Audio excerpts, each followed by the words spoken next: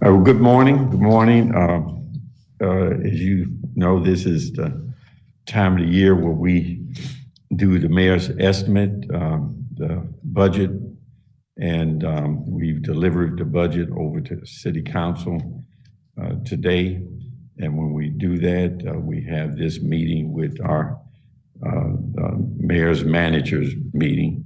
And this is the directors, the chiefs, anybody who's responsible for someone else, as well as we invite heads of the unions, the courts, and with this way that we're doing it virtual, we're allowing other people to participate also, so they can hear everything about the budget that I give to the annually to the managers. I believe I've been doing this about 14, 15 years in order to keep the employees and the unions and the courts up to date on the budget and how the budget is going. This is virtual, as you can see, not in person.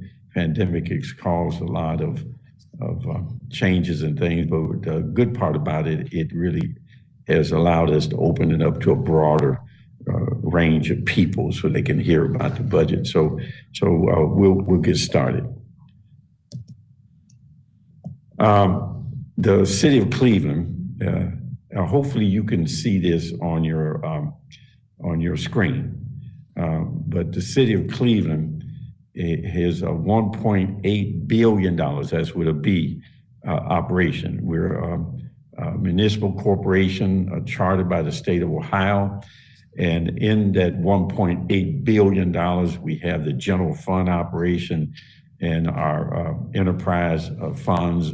All of those things are incorporated into this $1.8 billion business. And now we're in business, but we're not in business to make a profit. Our bottom line is not profit. We don't run the government to make money. Our bottom line is service delivery. So our measure of whether or not we're successful is not how much we're able to give profits to shareholders. Our measure of success is how we're utilizing our budget to be able to maintain and improve the assets of the city and to deliver service So let's look at the division as we go division by division. We'll take the major enterprise funds division. Now, the enterprise funds are unique in that they're not supported by taxes. They're not supported by income tax or property tax or those kind of things. They're supported by the user of the service, and they are charged a fee in order to pay for the use of that service. So in the division of water, the service is delivery of water. And there's a cost to delivering that water, not only building out the infrastructure and the processing of the water plants and all that, the employees necessary, the people to clean the water, get it to you, but also to keep the infrastructure up to date, the bonding, all those kind of things. So that's an overall cost. And then we set rates to cover that cost. Now, the beginning balance for the division of water this year, 2021, is just over $192 million, with an estimated revenue of 317, and which means we have a total resources to operate division of water over $500 million, $510 million. Now the expenses for this year is estimated to be over $345 million, which leaves a cash balance at the end of this year estimated at around $164 million. Now that's a lot of money, but when you have a division like this division that it costs some tens of millions to operate monthly, this is not something that will carry them for a whole year.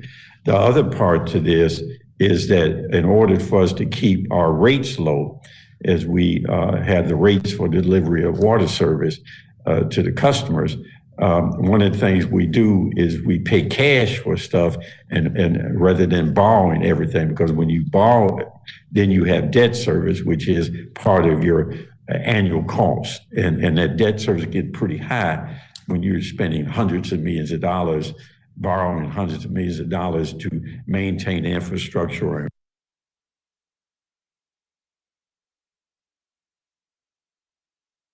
For some things, and we draw that out of the ending balance of the 164 million, and then we borrow and we figure this out in a way that we can help reduce the cost of delivering of that service to the customers so they pay less in terms of their rate. Now, it doesn't mean that there won't be a rate increase, but the rate increase would be much less. And I think the last rate increase, we went 3 years, I believe, with zero rate increase. And we plan as we move into the new rate structure for the Division of Water to have some zeros there also. Now, the Division of Water Pollution Control, you know, the Regional Sewer District handles all the regional sewer. We, however, have responsibility over some local sewer in the city of Cleveland. And you can see their balance, beginning balance just over 21 million, revenues 28. So they have a total resources of just over 50 million, and then expenditures they're looking at around almost 29 million. So they have an ending balance of just over $21 million. So that's they're in good shape also. With Clean Public Power, Clean Public Power has some challenges, but they're stable at this point because their beginning balance was 26.5 million, revenues coming in 210, total revenues available over 237, and then they have over 200, what is that?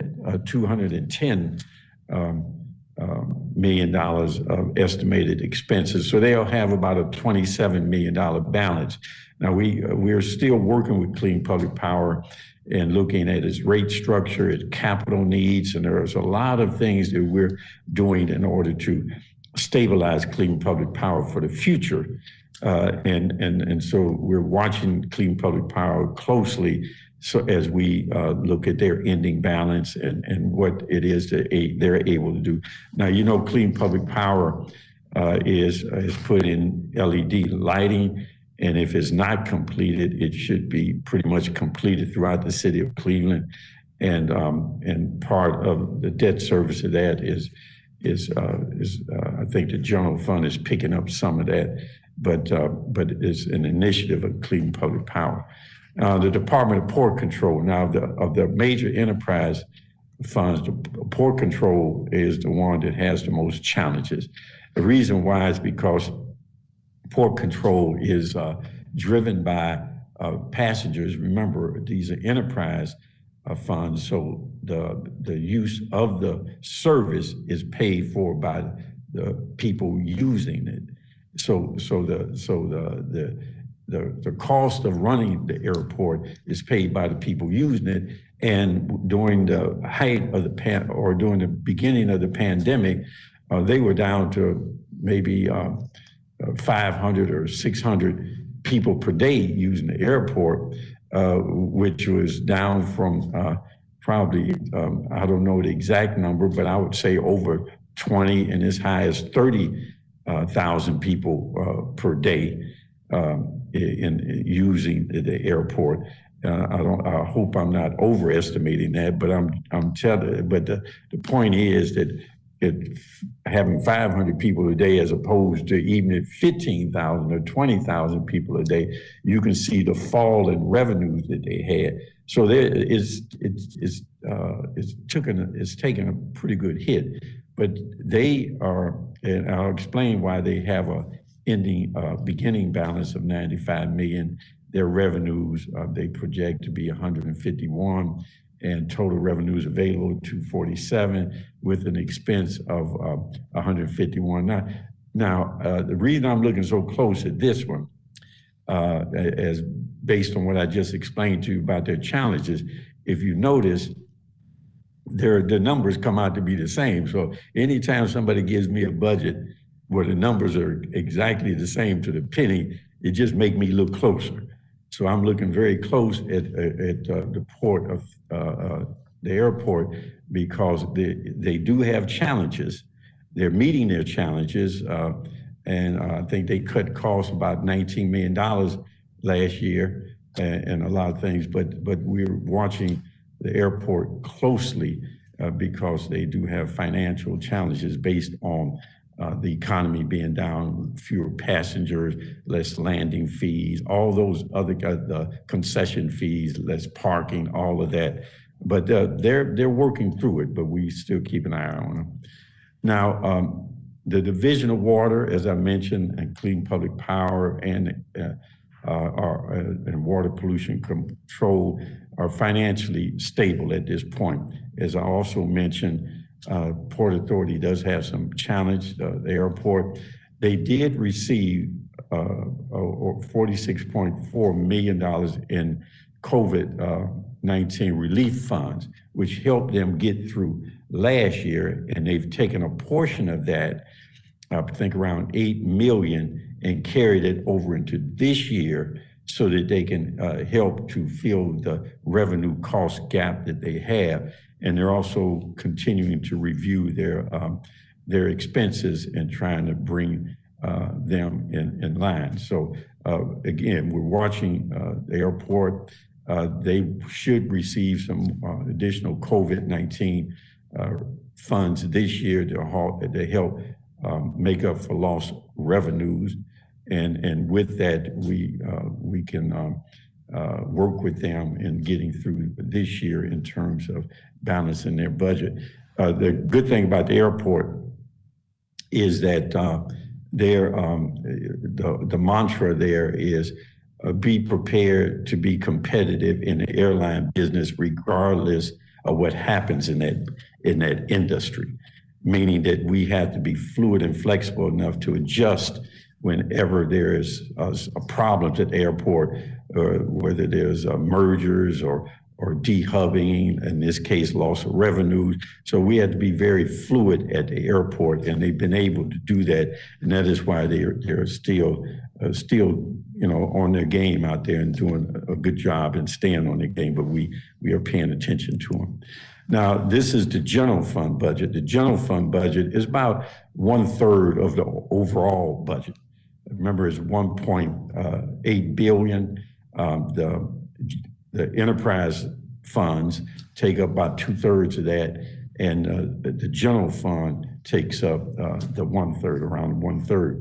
Now, the general fund, as you know, is supported by tax revenue, whether income tax, property tax, admission tax, parking tax, all these other kind of revenue streams that go to support the general fund.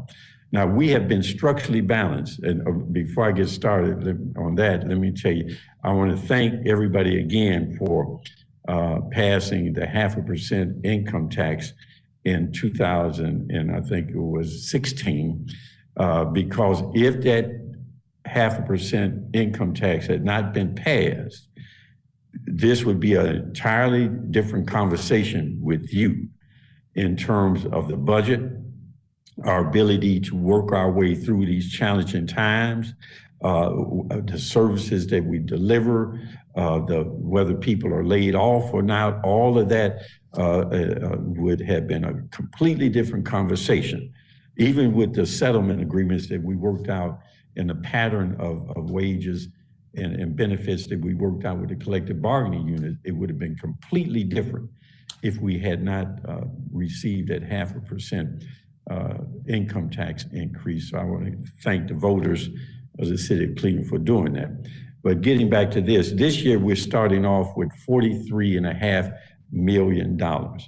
And we have a revenue estimate of just over $636 million and a total resources of about $680 million.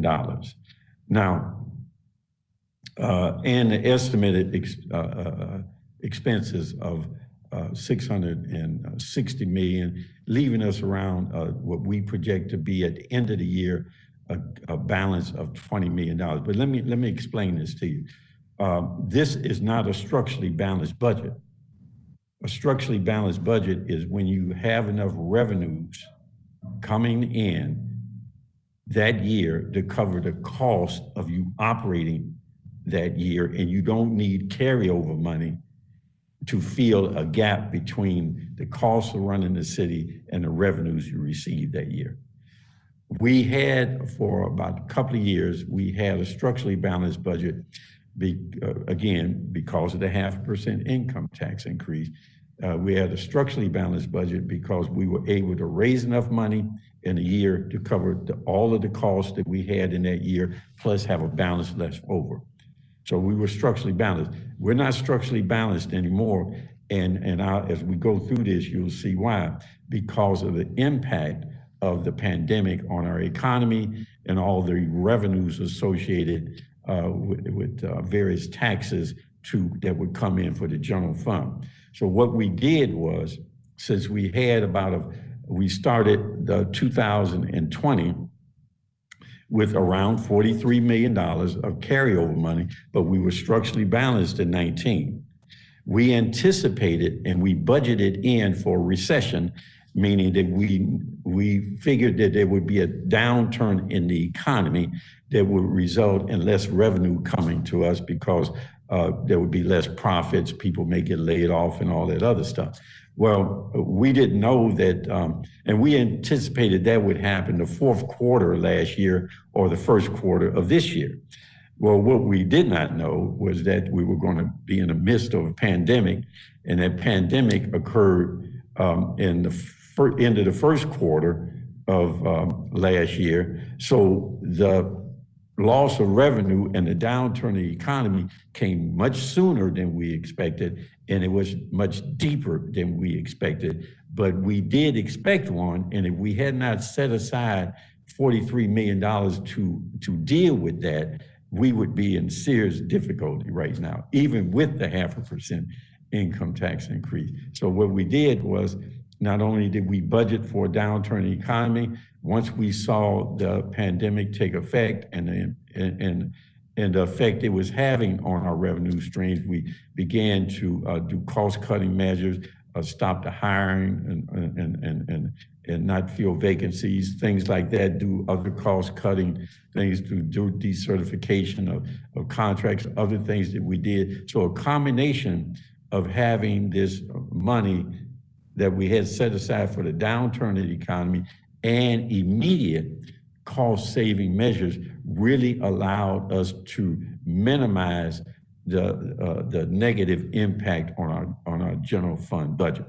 Okay, so I want you to keep that in mind as we go through the rest of this.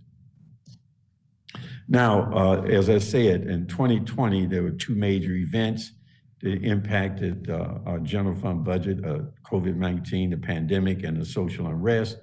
And as a result of that, as you can see in the second bullet point here, the pandemic really impacted our income tax, and it pretty much shut down the hospitality industry, where the conventions, with the hotels, the concerts, even the sporting events, all of those things, going to museums, all of those things were impacted by this pandemic. So we lost income tax, we lost admission tax, we lost parking tax, hotel bed tax, we lost all of that. And that roughly turned out to be about a $60 million negative impact to our budget in terms of revenue.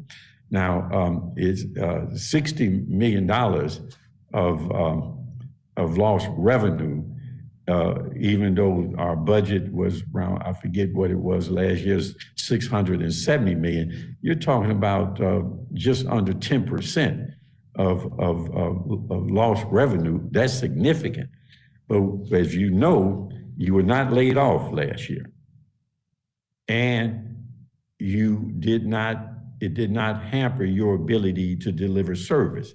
And the reason for that is, again, the fact that we had created this fund for an economic downturn. We began to do cost containment kind of things, and we were able to receive COVID-19 support through stimulus dollars that helped offset some of that loss that we had incurred. So we minimized the negative impact by minimizing the loss through cutting the costs, and we received some financial help from the federal government in the COVID-19 stimulus dollars. As I mentioned, we received about $60 million to the general fund. And that, as I mentioned, we lost about $60 million just in the hospitality industry. And then we got $60 million in COVID relief money that we could apply, and we applied it appropriately to offset some of our loss.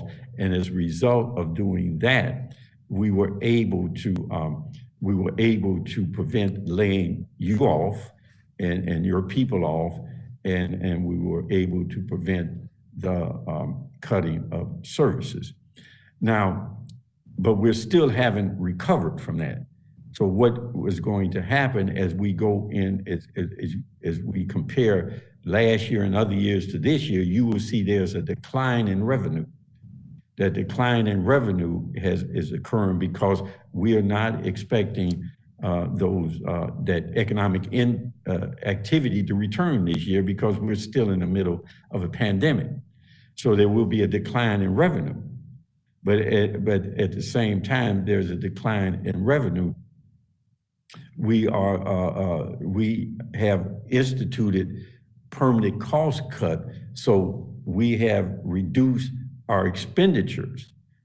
But even at the reducing of expenditure, our expenditures this year will exceed the money that we raised this year. That's why we're not structurally balanced.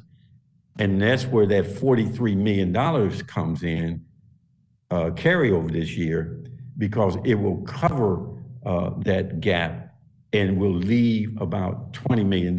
So we had to use, of that 43 million, we had to use 23 of that in order to fill the gap between the revenues, the cost of operating government this year and the revenues, projected revenues coming in.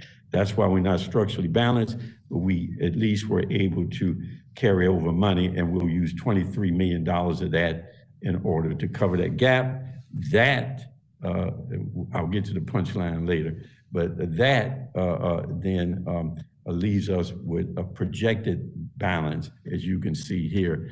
Where is it? A projected balance of $20 million because we'll be using $23 million of the 43 to cover the cost going forward. Okay, let me see. Trying to figure this out. Now, as I say to you all the time, we have three major obligations, and those obligations are to balance the budget as the law says. We cannot propose to City Council, neither can they pass a budget that is not balanced. It's not balanced, it has to balance. And we can't just pull revenue streams out of our head and say, and just project something that's not realistic. Every time we project a revenue stream, we have to certify it and have some proof of that. And so as a result, we have to have a balanced budget proposed to council, and they have to pass one, and it has to be passed on third reading by April 1st, or the government shuts down. The second thing is the delivery of quality service, quantity and quality of service. As I said, we're not in the business of profit, so we're not doing this to give dividends to shareholders. We're in business as a $1.8 billion corporation to deliver service. So that's our bottom line, and that's how we measure. So we have to have a balanced budget, and in that balanced budget, there's delivery of service, the quality and quantity of service. And then thirdly, is to keep you employed. For major reasons, a couple of major reasons, and that is that you can't deliver the service without the people. But also just as important to us is your well-being and to ensure that you have a quality of life, you're able to take care of your family. And we want to ensure that we run this company, this corporation in a way that recognizes your faithful service to public service and ensure that you have the ability to provide for yourself and your family and going forward in the future. The 2001, as we continuation of the city's tradition of positive financial management. One of the things that we've done is, and we've done this for the last, I think, 3 years or so, is that we will take money and we will take cash and pay for things rather than borrowing it. And what that does is that helps us when we do our capital budget, that we can have more things happen in the capital budget and than we would have had if because we are paying cash over here. It's just like if you have to do certain things and you have a limited amount of money, well, you can only do so many of those things if you have a limited amount of money. So as we borrow money, we try not to borrow more money than we retire debt that year. So we don't want to be having our debt go up. So what we do is if we retire, let's say $50 million or $40 million worth of debt, we try to borrow another $40 million to $50 million that year in order to do something, capital things like streets, resurfacing, what we do for public buildings, not only the repair of them, but the building of recreation center, fire stations, police stations, vehicles, all those kinds of things that are capital items that don't come out of general fund, but we borrow money in order to keep the city's assets in stable condition and to allow for you to have the equipment that you need to provide the service, all of that. Well, at the same time, there are smaller projects like a playground over here or a park over here or building up some funds over several years to construct a new rec center or things like that, where you don't have all the money that year, so you kind of put the money aside, you raise it over a period of time so you can spend it. Well, what you see in front of you gives us the ability to do more of those discretionary things. And let me explain what I'm talking about. Like $5 million will go from coming out of the general fund, just $5 million cash that we're putting to street resurfacing. Now that's our program is about a $12 million program. So we're taking $5 million of that 12 million and paying for cash, which means we don't have to borrow that $5 million. So that gives us $5 million to do something else with that. If we borrowed it, we couldn't do that, something else. The same thing when we're looking at building and housing on demolition, we're paying cash, we're giving them cash of $5 million to do demolition this year, as opposed to having to borrow $5 million. And if we borrow that $5 million, then that's $5 million of something you couldn't do. So that between the two, that's $10 million of discretionary monies that can be used for those things like parks and playgrounds, things that you may not have money for because you had to pay, you had to borrow it to do these two things.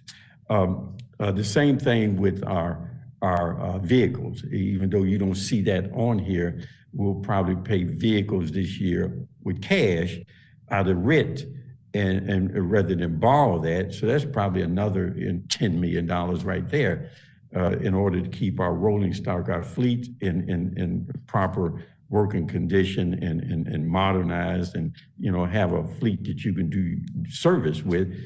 So we'll probably do a lot of that out of RIP. We'll pay cash for that. So probably together between just the top two, the 2.5 millions and vehicles, you're probably looking anywhere $15 to $20 million that we would have had to borrow this year, and if we had to borrow that, that means that we would not have been able to have discretionary money to do these other things in the neighborhoods like we want to. The next thing is the $5 million allocated to economic development. As you know, we began this COVID relief fund for economic development. We received some money from the federal government, and then we put some cash in it last year. And what we're doing is we're putting additional $5 million this year in order to help small businesses as they attempt to survive through this COVID thing, as the economy still is in some modified form and not completely open. And the same thing in the $5 million going to community development. As you know, we have people who are unable to pay their rent. There's food services, homeless services. So this $5 million here is direct funding into those programs we set up last year to help people get through this pandemic as the economy still remains suppressed, and as the economy remains suppressed, and businesses are in need of help. So are people, and so we're trying to help the small business and the average citizen through this period of time this year to hope we can tide them over in some of their basic needs. Now let's look at the trend here. Now I've been mayor, this is my 16th year. Time does pass, 16th year. So I've been mayor. I guess they didn't have enough space on here to go back to 2006. So they started at 2012. But the 2012, you can see, is when we had the state cut to our budget in terms of revenues coming from the state, local government funds, and other things. And you can see that our revenues were pretty flat then. And we had just come out of the recession of 2008 and 2009, where we had lost revenues and things like that, and we were able to build it back up. But then the state came and took money, and so our revenue stayed flat. And then, as you can see, in 2016, with the 0.5% increase, our revenues began to go up. And in 2019, as the economy was going good, and the 0.5% income tax was in effect, started in 2017, and the economy was going, you could see that our revenues was going up. We were enhancing services. We were doing a lot of things. And then in 2020, the pandemic hit, and you can see the loss of $36 million here reflected in general fund revenues. Reflected in general fund revenue. As I mentioned to you, we had an overall loss in general fund of 60 million, but this reflects dollars that have come in to help us offset some of those reductions, the reduction in revenue. So that's what you see here. And then in 2021, we're projecting even less revenue, going from 650 to what is that? 636. So you can see the revenues are going down. It could continue to go down as we project them going forward. Now let's look at the expenditure. As you can see, and we'll get to the chart where we have carryover balance, where our expenditures, you can see, was always a little higher than our revenues as we went in these years. But in 2016, the 0.5%, and you can see our expenditures went up as we began to enhance services and to bring and hire more people and all of that. 2020, you can see that our expenditures actually began to go down because we put in those cost-cutting measures to offset the low revenues that from the pandemic. And you can see that we're looking at our expenses going up for this year, a modest increase, but it's still going up. So you're looking at 659 projected revenue this year, while we only had 659 of expenditure, while we only had 636 in revenue. Thus, you see where that $23 million come in. That's to offset that $23 million gap between the projected revenue and the projected expenses. That allows us to balance the budget, even though not structurally, but it allows us to balance the budget and as we have to by law, to council, maintain our service level that we currently have, and I'm gonna give you a punchline a little earlier, that without having to lay you off unless something drastic happen that we can't deal with, then we'll have to go to cost cutting. But as of right now, there's no projected layoffs in what we're doing. Now, the carryover balance is really a reflection of what we had to do to balance the budget. These early years, like in 12, 13, all this, we had various carryover balances. We had to have that in order to fill the gap between the revenues and expenses. That's how we balanced out. But you can see in 2016, if we had hit rock bottom, so we didn't have going into 17, if we didn't get the 0.5% income tax increase, we would have been in a deficit mode, which means we would have had to reduce our costs, which meant we would have had to lay you off, because we would not have had enough carryover money to cover the cost of government into 2017. But because of the 0.5% income tax increase, you can see that you didn't get laid off, and you can see that our carryover balances increased, and then it went into, and we were structurally balanced, I believe, in 18, 19, and 20? We were structurally balanced in 18, 19, and 20, where we had enough cash that we raised that year to cover the cost of the operation of the city that year. Plus, we had $32 million in 2018 left over, $43 million in 2019 left over, which we put into 20. And when we put that into 20, we had to use that to offset the loss of revenue based on the recession that was a result of the pandemic. And now you see that that at the end of this year, we're projecting to have an ending balance to carry over into 2022 of only $20 million. So you can see that we're still not out of the woods here, but we're maintaining, but we're not out of the woods. We're hanging good. Now, again, I want to say to you that despite the impact of 2020, the city's position is that we are balanced, even though not structurally, but we believe as we come out of this recession, that we will get back into a structural balanced situation as the economy improves and people go back to work and the hospitality industry returns. Of course, how that looks and the new norm is something that everybody is debating, but we believe that Cleveland will be positioned for that recovery in a very good way. I'll give you an example. Just this week, we made an announcement where Jobs Ohio, the Cleveland Clinic, University Hospital, Metro Health,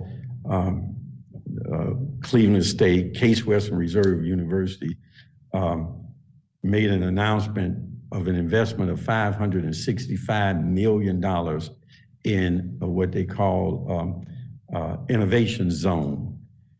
And what they're projecting over a 10-year period, the creation of 8,000 jobs with that. And the $565 million investment is just a direct investment that will be happening in this innovation zone. That is not including the spinoff benefits for that in terms of those investments and those jobs and those profits and things that will occur as a result of this over the next 10 years and going into the future. The only question is whether or not there's an equitable opportunity to access that wealth, and that everyone is quality life and standard of living is improved by that. That becomes the challenge.